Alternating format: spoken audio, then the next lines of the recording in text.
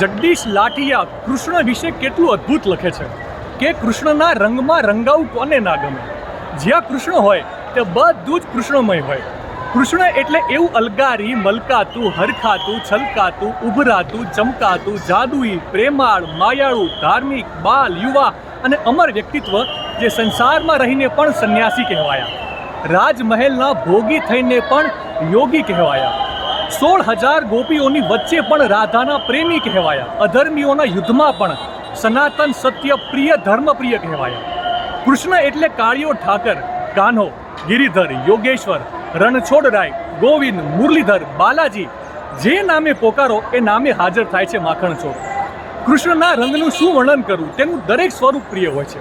પછી એ બાલ ગોપાલ હોય, નંદલાલ હોય કે દ્વારકાનો ધણી દ્વારકાધીશ હોય, ગોપીઓના માખણચોર તો માખણચોર હોય કે રાધાના પ્રેમમાં પાગલ પ્રેમી હોય, યોગીઓનો યોગી યોગેશ્વર હોય કે મુરલી વગાડતો મુરલીધર હોય, દરેક સ્વરૂપમાં હરિ સૌને પ્રિય લાગે છે.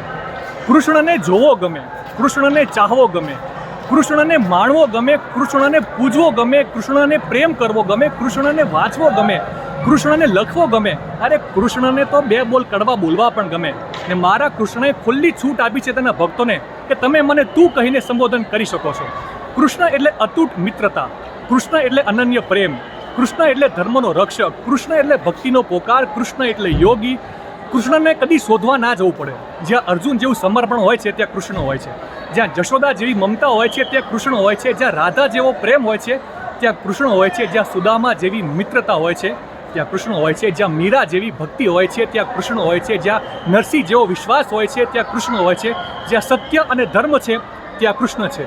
કૃષ્ણ અહીં છે, કૃષ્ણ તહીં છે, કૃષ્ણ સર્વત્ર છે, કૃષ્ણ શૂન્ય છે અને કૃષ્ણ સર્વસ્વ છે.